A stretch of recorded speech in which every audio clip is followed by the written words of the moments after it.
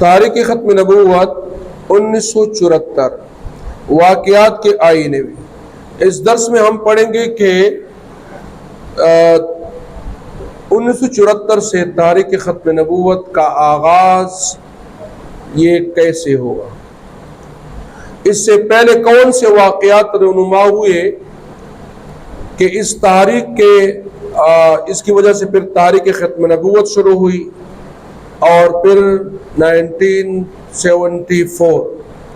یعنی 1974 عیسوی میں 7 ستمبر 1974 عیسوی میں قادیانیوں کو اسمبلی کے فلور پر علماء کرام اور تمام مسلمان ممبران نے، تمام پارلیمنٹ نے متفقہ طور پر اس کو غیر مسلم اقلیت قرار دے دیا۔ تو اس تاریخ کو ہم بیان کریں گے واقعات کے آئینے میں، ایک ایک تاریخ اور ایک ایک جملہ پیش کریں گے۔ 22 مئی کو طلباء کرام کی وفد کی چناب نگر یعنی سابقہ ربوہ کے اسٹیشن پر، ریلوے اسٹیشن پر قادیانیوں سے توط کار ہوئی۔ 29 مئی کو بدلہ لینے کے لیے قادیانیوں نے نشتر میڈیکل کالج کے طلباء کرام پر قاتلانہ صفاقانہ حملہ کیا۔ 30 مئی کو لاہور اور دیگر شہروں میں ہڑتال ہوئی، اور پھر 31 مئی کو سانحہ چناب نگر سابقہ ربوہ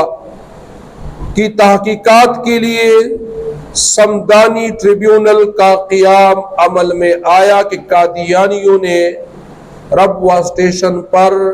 نشتر میڈیکل کالج ملتان کے طلباء کرام پر کیوں حملہ کیا، اس کے لیے ایک ٹریبیونل بنایا گیا۔ پھر 3 جون کو مجلس عمل کا پہلا اجلاس راولپنڈی میں اس کے بارے میں منعقد ہوا۔ پھر 9 جون کو مجلس عمل کا کنوینر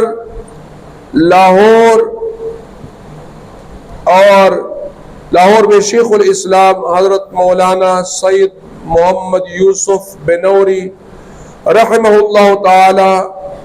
کو مقرر کیا گیا۔ 13 جون کو وزیر اعظم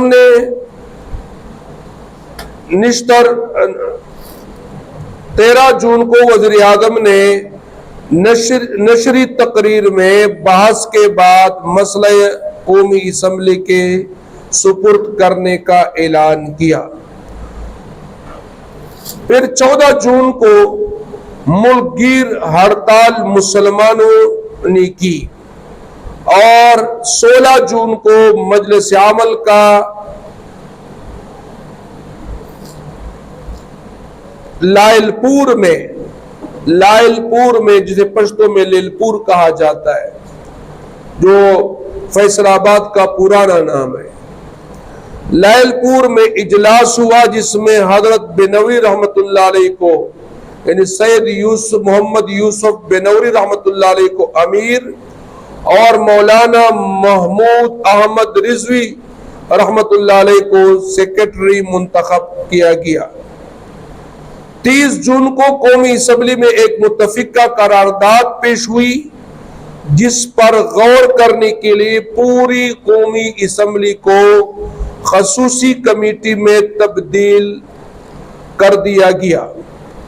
24 جولائی کو وزیر اعظم نے اعلان کیا کہ جو قومی اسمبلی کا فیصلہ ہوگا وہ ہمیں منظور ہوگا۔ 3 اگست کو سمدانی ٹریبیونل نے تحقیقات مکمل کر لی کہ ربوہ ریلوے اسٹیشن پر قادیانیوں نے نشتر میڈیکل کالج کے طلباء کرام پر صفاقانہ اور قاتلانہ حملہ کیوں کیا۔ ان کے تحقیقات سمدانی ٹریبیونل نے 3 اگست کو مکمل کر لی۔ 5 اگست سے 23 اگست یعنی 5 اگست سے 23 اگست تک وقفوں سے مکمل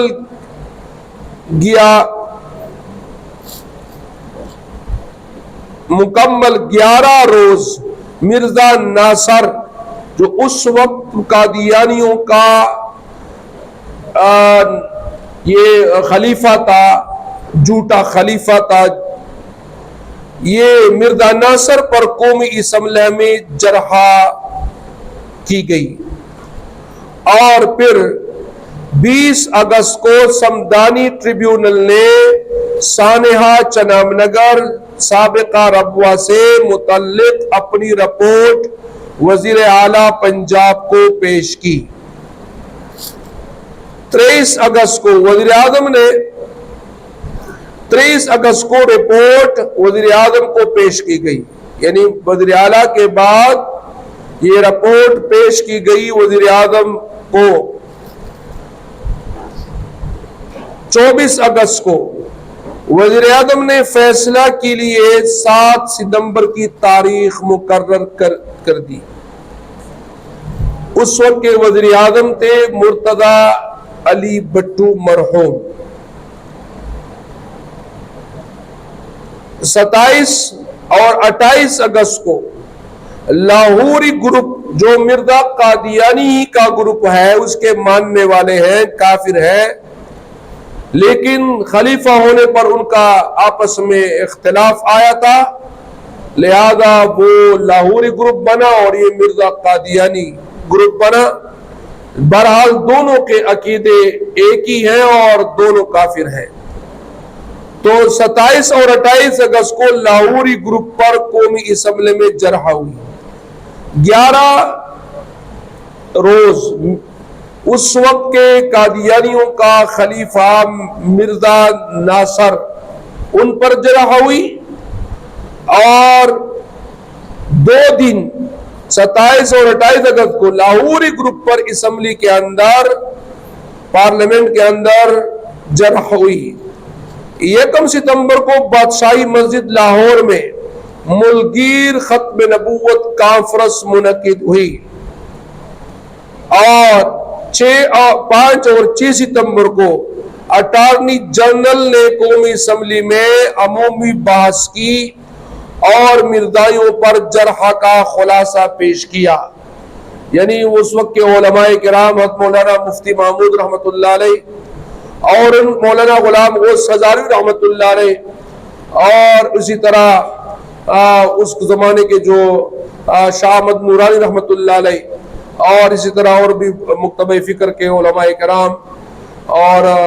تمام اسمبلی کے ممبران، اس کے موجودگی میں جو خلاصہ انہوں نے پیش کیا تھا ان کی غلط عقائد کا، ان کی کتابوں سے حوالہ جات کا، یہ سارا بحث یہ اٹارنی جنرل نے اس وقت اسمبلی میں پیش کی۔ 6 ستمبر کو مجلس عمل کی راولپنڈی میں ختم نبوت کانفرنس، اور پھر رات کو وزیر اعظم مرتضی بھٹو مرحوم سے ملاقات کا فیصلہ ہوا۔ 7 ستمبر کو قومی اسمبلی نے فیصلے کا اعلان کیا کہ مرزا غلام احمد قادیانی کے ماننے والے